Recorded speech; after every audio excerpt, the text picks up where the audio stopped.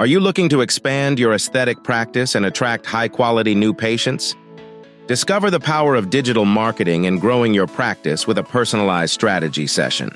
Schedule your meeting today by visiting www.businessofesthetics.org/MSM and take the first step towards transforming your practice with the potential of digital marketing. You're invited to join our exclusive monthly webinar brought to you by the Business of Aesthetics community. Don't let this chance slip through your fingers. Secure your spot now for a game-changing experience. Register for free on our homepage at www.businessofesthetics.org and get set to transform your strategies. Welcome to another episode of the Business of Aesthetics podcast, brought to you by our gold sponsors, Equa Marketing. Today, we're excited to welcome Michael Walker. Let's dive into his insights and experiences. Welcome to another segment of the Business of Aesthetics podcast. I'm Michael Walker, your host for this episode. Before we get started, I want to thank all our incredible listeners from the United States, Canada, and around the globe. We couldn't do this without your continuous support. A special thank you also goes out to our sponsors for this episode, Equa Marketing. With nearly 20 years of experience, Equa Marketing is a leader in digital marketing services for aesthetic practices. They offer our listeners a complimentary, we're offering our listeners a complimentary digital marketing consultation, which will include a tailor-made 12-month digital strategy for your practice. Now, when I say that, I'll give you some more details at the end, but you'll be able to head over to www.businessofesthetics.org/MSM to book your consultation. It's really just, Equa just likes to be able to set you up with some marketing background. I know some of the things that I've heard that have come out of that are like just how to get yourself positioned on Google SEO rankings and stuff like that. There's no hooks or anything. It's just a great way to just say thank you for being part of our podcast. So I'll bring that back up again at the end of our podcast time. But without further delay, let's dive into our theme for today: business, innovation, and change. And joining us today is Deborah Quinn. Welcome, Deborah. It's great to have you with us today. Thank you. Now, let me share a little bit of your background with our listeners. Deborah is an American Academy of Nurse Practitioner, AANP, certified family nurse practitioner with dual certification as a Dermatology certified nurse practitioner by the Dermatology Nurses Association Society. Deborah has 20 years of nursing experience and 14 years of medical, surgical, and cosmetic dermatology experience before opening her practice, Clarity Acne and Aesthetic Dermatology, in Suffolk, Virginia. I just learned a little bit about Suffolk before we started, and it sounds like a wonderful place to visit. Clarity Acne and Aesthetic Dermatology is a niche cosmetic dermatology practice. Dr. Quinn has practiced medical, surgical, and cosmetic dermatology for 16 years. She has 25 years of nursing experience and 16 years of medical, surgical, and cosmetic dermatology experience. Her practice places emphasis on quality care that is evidence-based, deeply researched, and based on the most up-to-date science and safety protocols.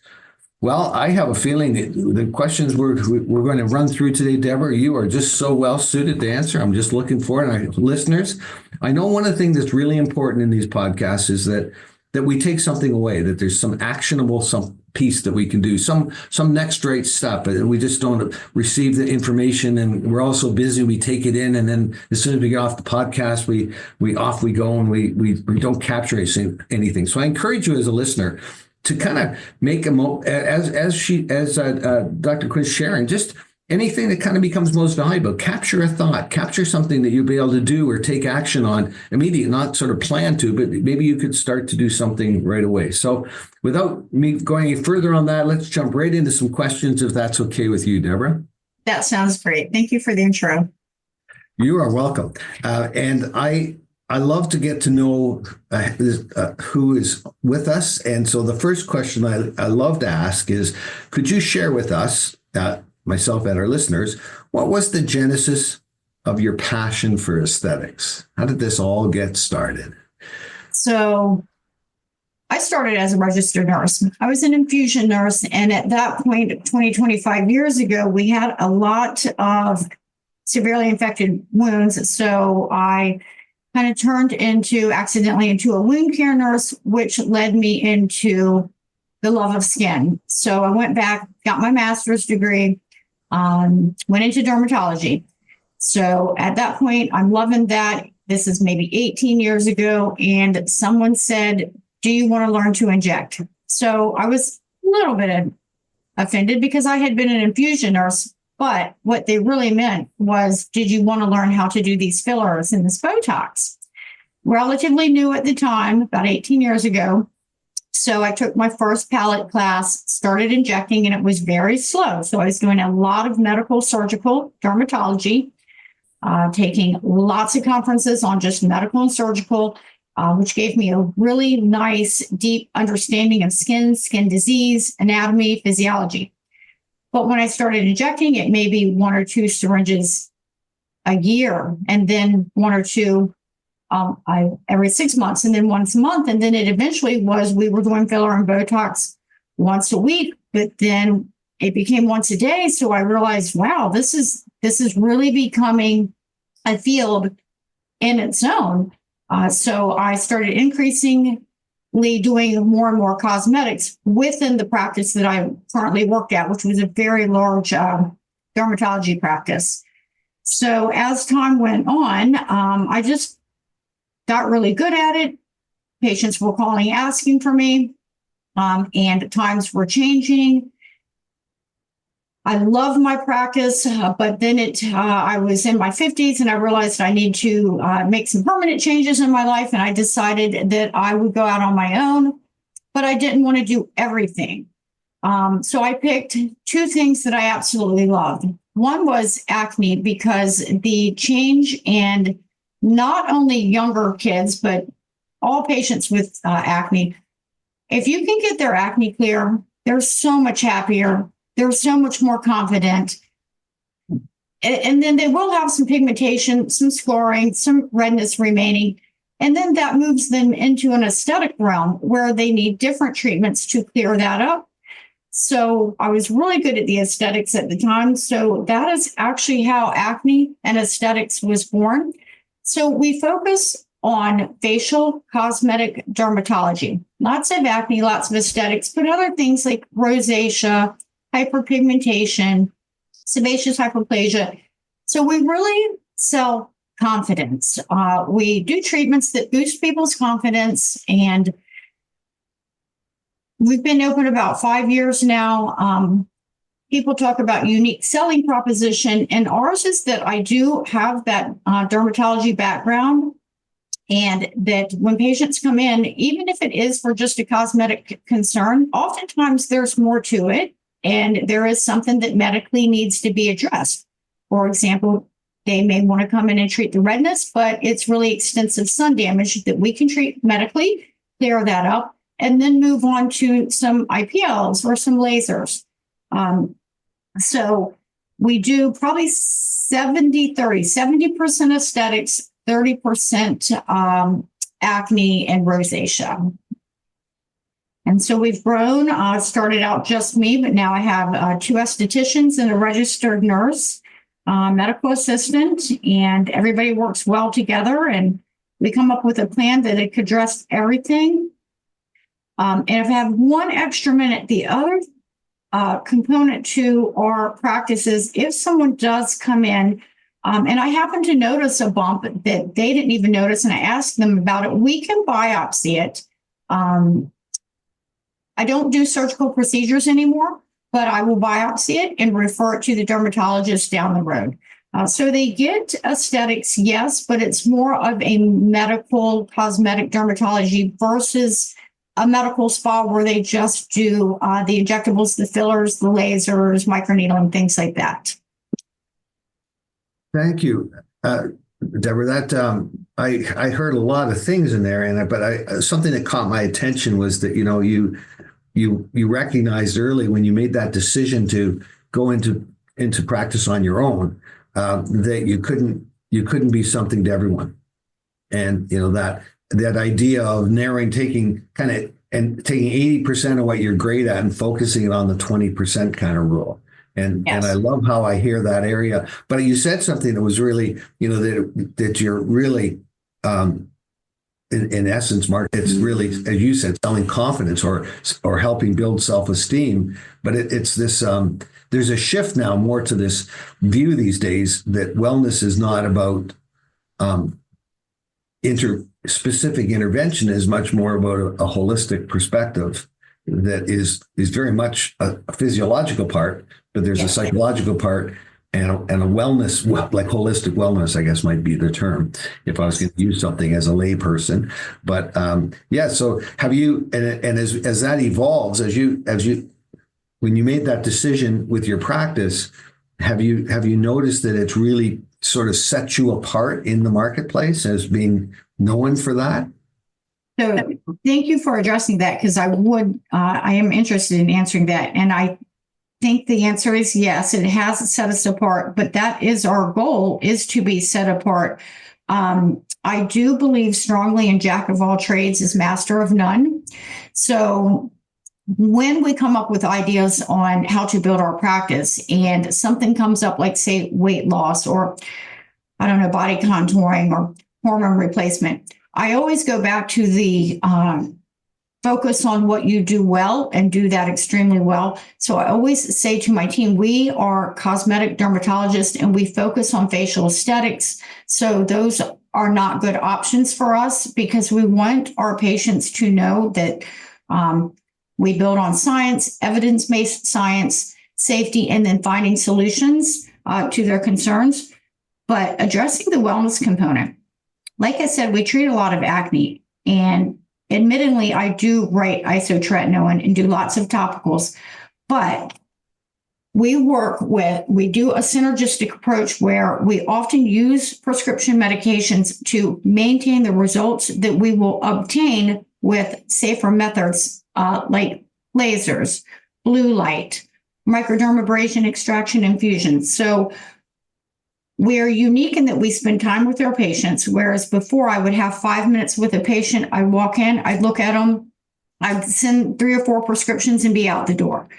When a patient comes into Clarity, we sit down, we talk about the causes of their acne, what they can do, stress, increased water, diet, supplementation, probiotics, things to address their wellness from within that can then be reflected in their skin. We talk a lot about the gut, brain, skin connection, so that we work on their gut health as well. But it all goes back to treating their acne and boosting their confidence, because they're now clear.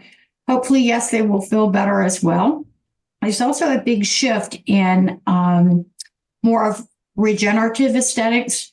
So we offer them options. For example, if somebody comes in for subcision and they want subcision with filler, I may recommend subcision with PRP, because that would be more of a regenerative, natural approach. So I just take everybody's thoughts and concerns in consideration when we come up with a treatment plan, but it is incorporating not only just here, get this laser and go.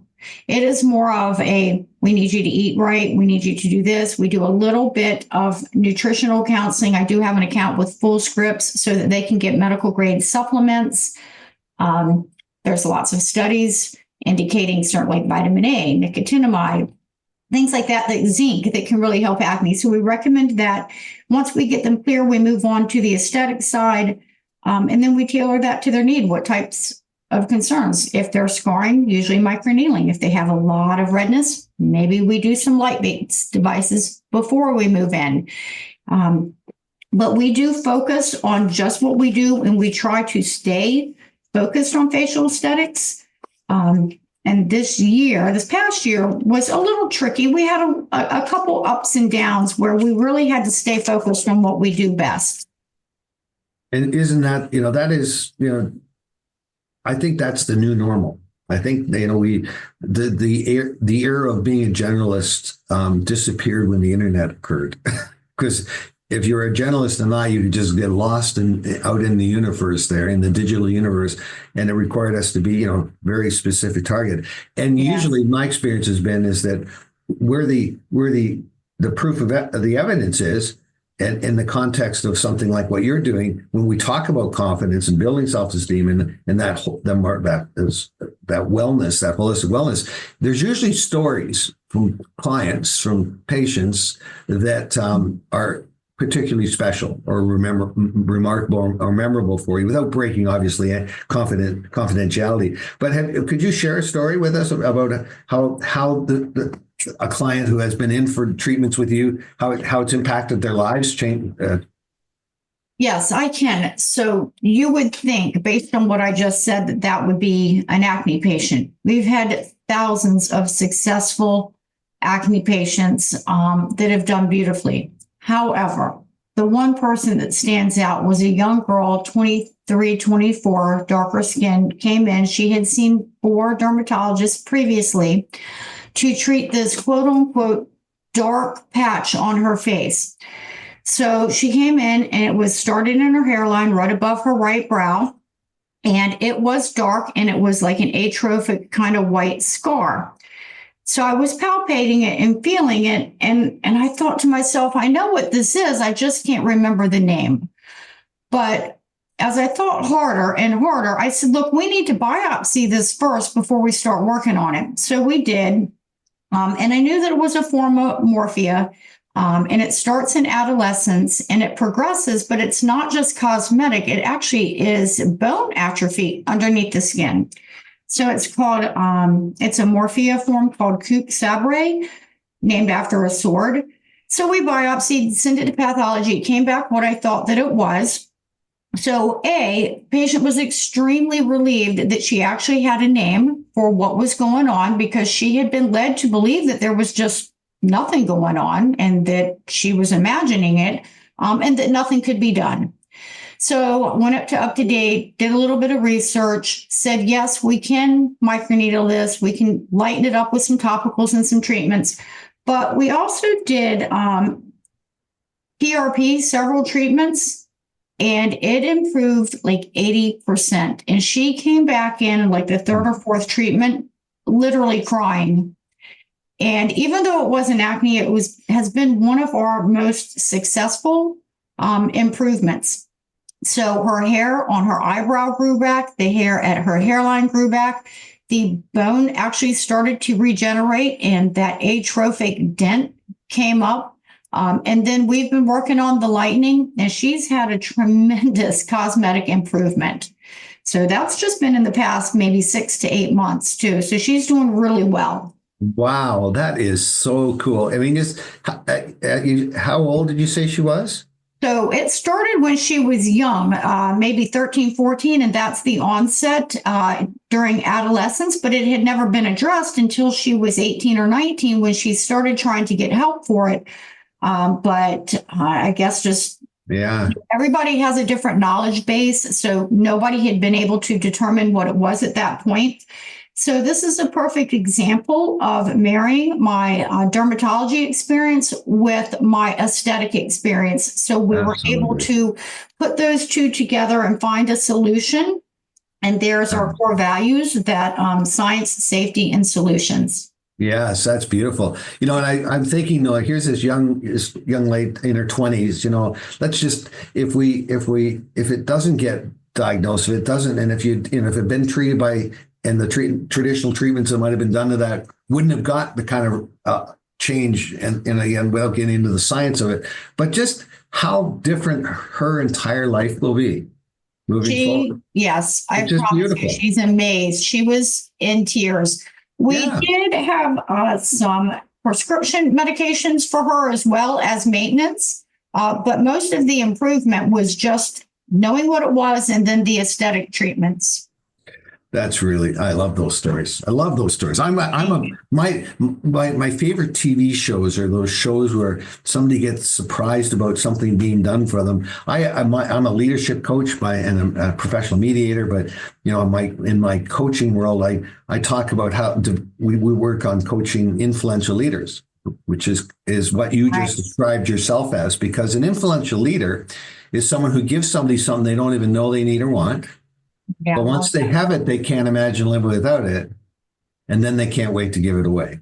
Yeah. I love that's it. exactly what you've done. And that's your passion. I can see that. I mean, you take science and safety and you take experience and merge that with that desire. And isn't it just, it's a beautiful story. Thank you for sharing that.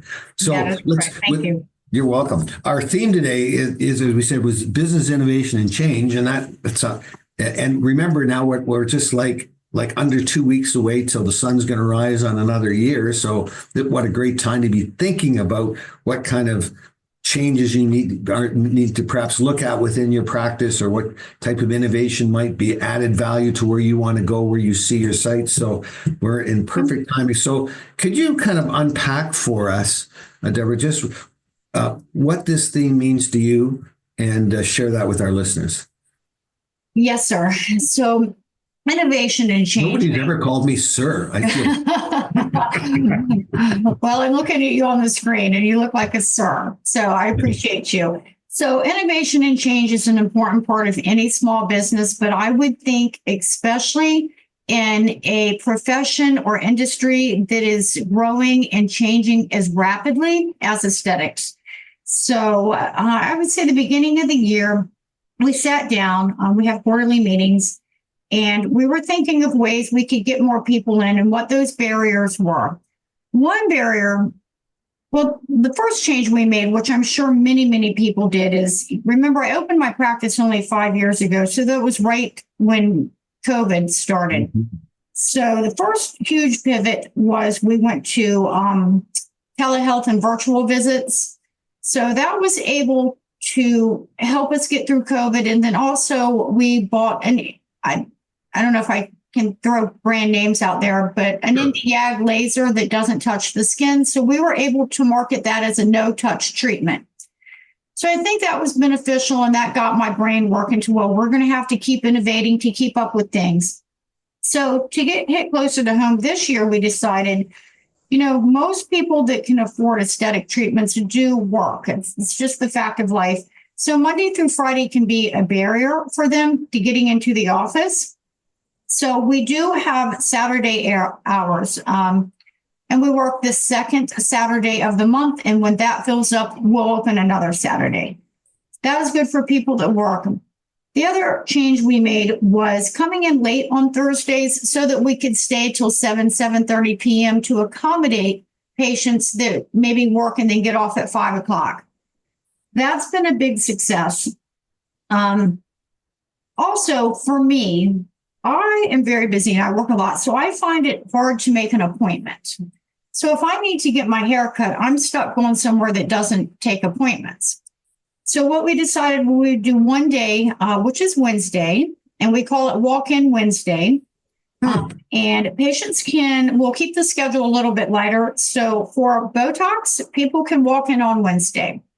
So usually every Wednesday we have 2 to 3 patients that will come in. And so that averages maybe $1,000, let's say, that Wednesday times 52 weeks. So that's an additional potential profit of $50,000 to $52,000 a year. So that's been a good addition. And then at the end of the year, we really had to think hard. We wanted to offer another service, but not spend a lot of money. So some ideas were, of course, weight loss, like everybody does, but that's when I had to go back, like we talked about earlier, to stick to what you know and don't be a jack of all trades. So that was next immediately. Profit or not, it's just not something we do. Second was the body contouring, but we really want to keep our patients happy. And statistically, body contouring, cool sculpting doesn't have as high of a satisfaction rate that we would like to keep here at Clarity, so we nixed that. But what we did decide to do is do a medical Monday, because that was sticking to our unique value proposition of our medical dermatology experience. And we would offer Medical Monday for the patients that already come to our office to start. And that would be things that basically we're already seeing. Sometimes if a patient comes in for a filler or maybe even just a Botox, and they say, hey, I've got this red spot that won't go away on my cheek. And it ends up being maybe, say, a precancerous lesion that I end up treating anyway. It can throw the schedule off. So we decided to open up Medical Monday for patients that needed something to be seen. And I'll tell you, that's been phenomenal for our patients. It's helped us, but it's also mutually beneficial because it's helped them. Because in our area, probably most areas, it's 2 to 3 months to get in to see a dermatologist. Lots of dermatologists in our area have retired. And as we all know, it's difficult, to keep staff. So schedules have gotten really backed up. So it's been helpful for them. And then it keeps our patients. So if I have to send somebody out to another practice to have a spot that I can certainly treat, look at, they may just stay there. So it's helped us keep our patients, but also make them happy. And those are like the most successful, innovative changes that we've had. Like I said, we've had some that if they don't work, we just go back to the drawing board and say, hey, that didn't work. Let's come up with a new plan. But the Medical Monday was good because we didn't have to invest hundreds of thousands of dollars in a new device, which we do plan on doing 2025. But this year, those ideas did help us grow. Thank you, Deborah. What I hear in those, I love the Medical Monday and the Walk-In Wednesday. Yeah. In my personality realm, I would have the Fun Friday, and some kind of. I like that. Having Friday would be casual dress day, having snacks or food, and connecting with the customer. Because really, what's interesting is everything you talked about there was really meeting the client, or do you call it a client or a patient? A patient, because we do a lot of we try to stick to our medical background, so we do address our patients as patients. Yeah, so to me, everything I heard you saying was about meeting your patient where they're at. Yes, sir. And isn't that, in every organization, there's the transactional space, which is what we do and how we do it, which in the medical realms, there's a lot of science and protocols, of course, because that's safety and all the factors that go into that. But there's the relational space, which is about who we are and why we matter. And it's that relational space that gets kind of pushed aside because in the name of equipment and technology, not to take anything away from that. I just had a conversation with a dentist on a dentist podcast about how they've integrated AI into their emails, because a doctor writes an email at an educational level that is kind of going right over the heads of most of their patients, and they have AI write it for a target audience. And in the first month, he saved like 20 hours in email time. His time. I mean, that's amazing. It was just simply meeting the customer there. There's so much relational space stuff going on. You just, lots of technology, and it's moving, and it's going to continue to move. But do we want the technology to support the relationships, or the relationships to be working the technology? So I'd like to comment on that. Yeah. I want the relationship over the technology. When patients come in for a consult, I do explain the basics of all the technology offered in aesthetic medicine, because it can be so overwhelming and so confusing for patients. But the basics are that they're like cars. There's a lot of brand names out there. So when we give them lots of education that makes it easy for them to understand, they gain trust. I do like to provide a lot of education because for one, they understand that you know what you're doing. So they begin to trust you. And when they're comfortable with you, they start doing a treatment. And then each treatment that they get will add to the last. And then they start seeing some really nice outcomes. So one is building that relationship through education. But two is just plain being super friendly. We've gone through quite a few front desk, which I don't think is unique to us. I think this is could be called a situation that occurs in our profession. And it's mainly just a lot of coaching and a lot of meetings on meeting customer or patient expectations, meeting their goals in a friendly way. I think a lot of our patients come to us because of who we are, not the name of the device that we have. right? There's lots of different radio frequency microneedling devices. And if they come in and ask for one device, we don't say, no, we don't have that. We will say, well, we have a different brand name, but let me tell you about our device and how it works. And it's so similar. So there is a lot of confusion with these different brand names of devices, but the technology is pretty consistent and pretty much the same. That's you bring up there's all these different platforms and technology, but what people are really looking at is they might come to you like if Dr.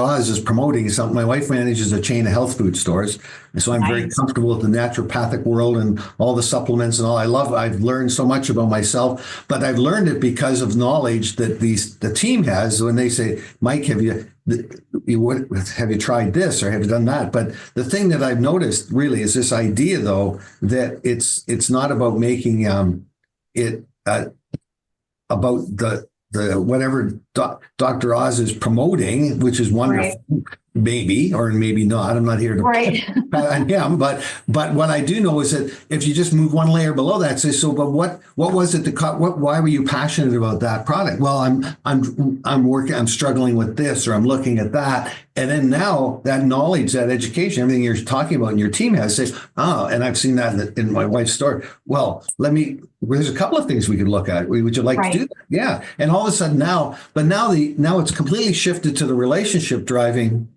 the product and service. That is correct. And we're not selling a device. We're selling a service, and we're selling our experience to provide that service. So we focus on what they need and what they're interested in. And I say, well, tell me what's going on. What would you like to see improved? What are your major concerns? They explain that. And then I'll say, with your permission, can I tell you what I see? And together we'll come up with a plan. Yeah. So we use the actual technology versus the brand name of the device. I may say radio frequency, microneedling versus say, we personally have a Pixel 8. I love it, but we try to stick to the actual technology versus the brand name of the device that we have. And I think that helps. Yeah, well, because again, if you focus on the brand, then so will the patient. Right. And if that's what you want to, if you want to reinforce that, then that's a great way to do it. But if you want to reinforce the relationship, then focus on the passion and the desired outcome. Right. We do focus on the passion, the desired outcome, and the quality, the experience and the expertise that they will be getting from us.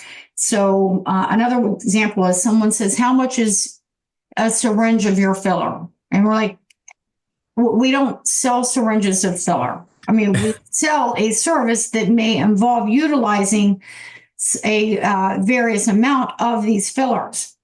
But I think aesthetics has shifted in maybe the past only 5 years, I think. It used to be people would say, how much is a unit of Botox? How much is a syringe of filler?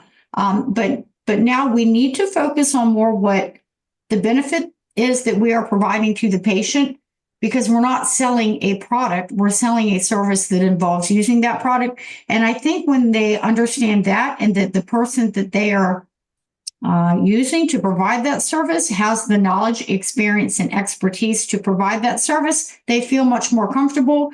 And then in a friendly way, if you can build a nice relationship with them built on trust, it's a nice way to build your practice. And a very economical way, because the most powerful new customer is the semi-pre-qualified customer that's referred from an existing customer.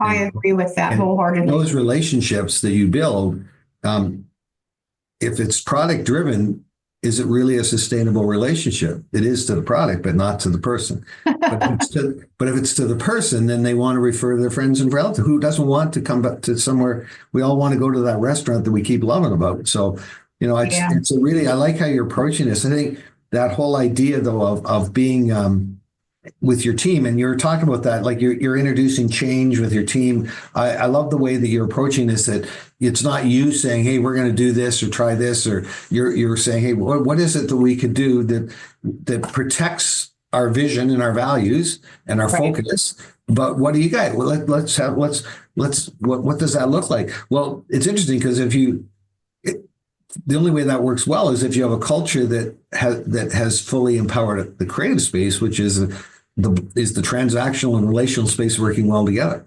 Yeah, so interesting that you brought that up. I was unaware that that would be brought up, but that is huge. So there's different leadership styles, and the profession that we're in, I feel like definitely needs to be a collaborative with a lot of camaraderie. People need to have the same vision and be able to share their ideas in a comfortable culture so that we can all build together.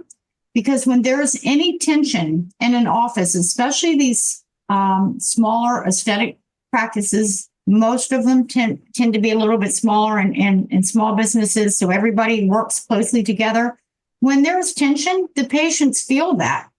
When there is maybe a new policy being implemented and people, maybe 98% of the patients are fine with the new policy, but the 2% that are not fine with it, well, things aren't black and white. There's lots of shades of gray. So our group, we come together, we come up with these ideas, we implement them. But if there's people that are resistant, then we take that into consideration and try and change the policy to fit most people. But leadership style in an aesthetics business does need to be flexible. I do feel strongly about that. I think if you're running an airline, you probably need to be a much more dictatorship leadership, but I think more collaborative in our space. Yeah, because patients feel it. And the team. I mean, that's the extension is if the transactional space is what drives an organization, what you do and how you do it, and the relational space is just a plaque on the wall that says we value our people, Yes. then you'll never get, then all you do is create an underlying tension, which is conflict, but You're an so unhealthy right. conflict. But if you're actually led by the relational piece, which is who you are and why you matter, and that informs how you utilize the transactional space, what you do and how you do it, then the creative space comes out. And that's where outside the box ideas comes. That's where trust is built. That's where passion lives. And most importantly, that's where courageous conversations are that need to happen to be able to access the best of your people and your patients. I mean, it's just so simple, but we're not and what's beautiful is in a smaller practice, in your business, in your industry, in the aesthetic industry, which is made up of a lot of smaller practices, you guys have a beautiful gift of a culture and a wellness feature that makes you a perfect setup to be able to execute that all day long. Yes, our culture is everything. Yeah. So we do currently, as I speak, we have a very well-oiled machine. Everybody is doing great. All our core providers that we provide patient care to, everybody's been here for 3 to 4 years. So we get along great. I think it's more of the administrative positions that fluctuate a little bit, and that can create tension. But every time something comes up, we address it right then and there. That week, we have a small meeting every Thursday, and then we have a monthly meeting. But these meetings are great for addressing any concern. However, I think that on the fly, quick meetings here and there that are relaxed, laid back, work well for our team because there's no stress involved. They're not worried about someone calling them out. I may walk in and say, hey, girls, I watched a webinar this morning, or I listened to a webinar or a podcast on the way to work, and they had such a good idea. Why don't we try to implement this? So we'll implement it. If it starts to work, then we put it into our practice. I like these quickie fly-by-night meetings, and I swear they work just as well as more organized meetings because it brings, again, our team together. It brings us closer so that we have a bond and then the patients feel it. And then the other part of that is if a patient comes in and they just want to see, say me, The rest of the team will intermittently come into the room, introduce themselves, help out, assist, strike up a conversation. And so that allows the patient to feel comfortable having an appointment with, say, the esthetician at her next time. So that way the patient gets comfortable with the whole practice. And synergy is always best. We always tell patients consistency, combination, and commitment are key to getting the results you need. And that may also mean a combination of providers. Beautiful. And I think that's those on the fly, as you describe meetings, what they really, in my world as a mediator, when comments are made that are on the fly, off the cuff, what that is an indicator for me as mediator is that somebody's willing to be vulnerable. And that suddenly that allows me to ask different questions that can build trust. And if I can build trust, then I can uncover the passion of what's driving either the frustration or the problem or the conflict or the potential opportunity for something new and better. And it's really interesting. So that's beautiful. That's why it's so effective. But structure, I heard a term that is used in the dental practice is that they do wellness scans. And I hadn't heard that term before. And I thought, I like that. I said, well, what if we called our get-togethers, our scrums, wellness scans? Like we just have, hey, let's have a wellness scan. Just come together as a group and just talk. What's a wellness scan? It's just whatever you want to make it. And you can have them spontaneously, or you can have them on a Friday, on Fun Friday, or whatever that looks like. But to me, the idea though is that if you're willing to meet your people where they're at, and as a leader, as an owner, then people respond. The reason when people leave, the number one reason people leave organizations, right, by a mile in terms percentage wise, right, it's almost as high as 7% of change fails in organizations because of the same reason to some degree, but it's because they're not valued and heard. That is correct. It's like I have read that.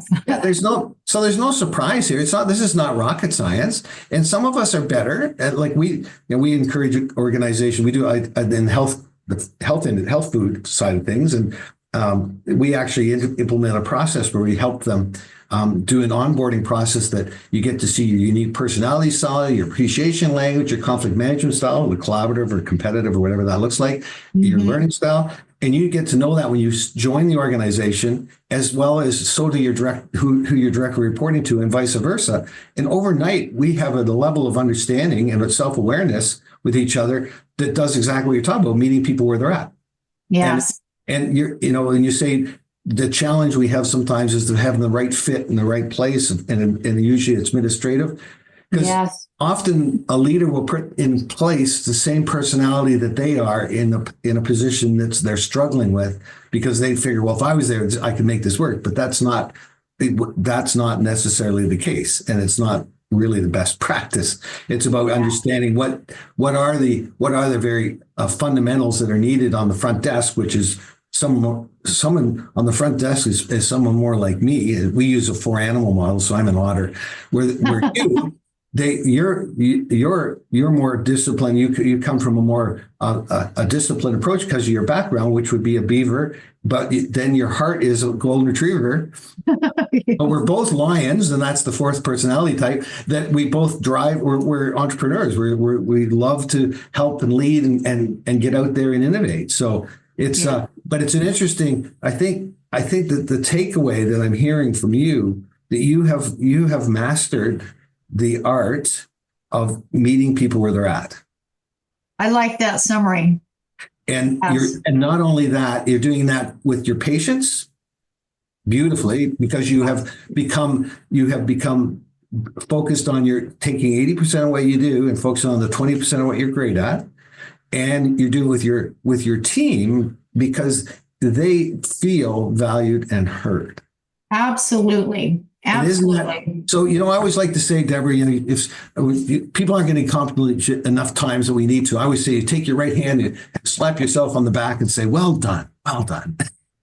So done. Yeah. Thank you so much. I do love my team. And one more thing, I'll let you close up. But when we have a meeting, I say, well, what do you think about this? What are your thoughts? What are your ideas? And I have to admit, a lot of times, one of their ideas is much better than mine. And guess what? That's what we go with. And isn't that beautiful? And that's, again, that's so that confidence that you carry for yourself just leaks out all over them too. They can follow. Right. I can follow that leadership, Yeah. And but I do want to. I'm going to close with one last question. I think it's important. We often have folks that are just either coming into the practice, looking just to, maybe they're thinking where you're at. They're just at that point of thinking, hey, maybe I'm going to step out and start my own practice. I've been in the industry for a while. I'm hearing what Deborah's doing. I think maybe I can do this too. Or maybe they're already in and just getting started. And there's been some bumps in the road that maybe we've helped bring some communication to that will help them rethink that or redesign that or re-engineer that. But what would kind of be your advice or encouragement you'd share with somebody in that place, kind of getting started or just trying to, or thinking about getting started or kind of moving forward? Well, I do have some thoughts on that. I feel like providers that want to step into aesthetics really need to have a deep understanding of anatomy, physiology, what they're doing, maybe have some dermatology experience, plastic surgeon experience, work under somebody for several years, really get your feet stable before you jump out there and try and learn as you go. The other part is I do not have a business degree. I have a doctorate in nursing. So I have lots of dermatology experience, lots of aesthetic experience. But what I didn't have was a business degree. So prior to opening, I did lots of certifications, lots of week to 2 week long consultative visits with other consultants. I learned as much as I could about the business world before I went out on my own, but I still learn something every single week, maybe even every single day. So I think it's a lot harder than what people think. So just get lots of experience, lots of education, and just ensure that you know what you're doing before you jump out so that you can be successful. That's beautiful. Thank you, Deborah. And it just is something that for myself, I think, and you alluded to that, it is this idea, the experience, the knowledge, filling in the gaps that you have. If you're great at, I have the business background, but I bought a chain of flower shops. I didn't know anything about flowers, so I had to learn a lot about flowers really quick. But I didn't have to. It wasn't for the purpose of becoming a designer. It was because I need to understand in behind what the workings are. Correct. But the other thing is what I have found. It's finding somebody that you really respect in the industry, that you just think is a rock star, and ask and try, and you can get it, and asking for 15 minutes of their time to just not to look for a job or a handout, to just ask them why they're passionate about what they do. Right. And I find it's such a beautiful place to enter. And sometimes that'll turn into a mentor, somebody that'll mentor you and be part of your journey. And having a mentor and having a coach, that's what I do as a leadership coach. I fill that gap. But I think in the industry specific gaps, that's a beautiful opportunity. And I wouldn't be surprised if you probably get a couple of people reaching out to you, Deborah, after this and saying, could I ask you that question? Yeah, that would be fine. There is a girl out in our doctor out in Colorado, Lisa Jinks, and she owns a chain of med spas and she does some consulting. So prior to opening, I went and spent about 2 weeks with her. Very, very, very beneficial. Because you need different perspectives. I had worked in a medical, surgical, cosmetic dermatology practice, but she owned medical spas, and there is some crossover, but there's also a lot of differences, and I wanted to marry those two. So that's why I went out and did lots of rotations with different cosmetic practices. In fact, when I did my DNP, the one I chose was so that I could do the rotations and preceptorships that I wanted. And so I was able to focus on cosmetic dermatology, but my main goal was to see how they kind of ran their ship. And I still ask questions all the time. I listen to a lot of Questions are good. webinars and podcasts and grow as I go. We never, the day we stopped learning why my dad passed away last year at 91, and he said to me, he says, son, never retire. I said, what? He says, no, you never want to retire because that's about planning to die. What you want to do is transition so you can continue to dream. And I said, Yeah, that's nice. And transition is learning. That's the ongoing nature of life. So thank you so much, Deborah, for joining us today and talking about your journey. I just, I'm excited one day, hope to get down to Norfolk and meet you in person and Yes. Come in for a coffee. But we can reach Deborah through her website at Clarity Acne and Aesthetic Dermatology, and the website is www.clarityAAD.com. And you reach out, you'll be able to see what her practice there. You can also reach out and contact her. I want to take a moment, though, to thank our listeners. We appreciate every one of you, and we appreciate having the privilege of your time. A big thank you also goes out to our sponsor, Equa Marketing, who are experts in digital marketing for aesthetic practices. So don't forget to make use of that offer I mentioned about the free digital marketing consultation. And you go over to www.businessofesthetics.org/MSM, Michael Sam Michael. And if you like our podcast, please share it with your friends and colleagues. And let's set each other up for success as we move into 2025. And again, thank you for the privilege of your time, and I wish all of you an amazing week ahead.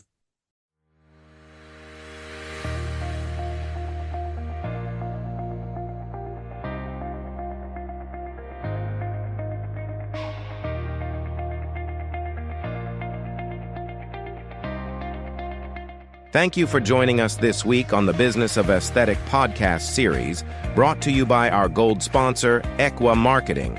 Would you like to join our growing group of aesthetic industry experts and get featured on the Business of Aesthetics podcast? Or do you know someone who would love to share their strategies for growth in the aesthetic business, providing quality patient care or their clinical expertise?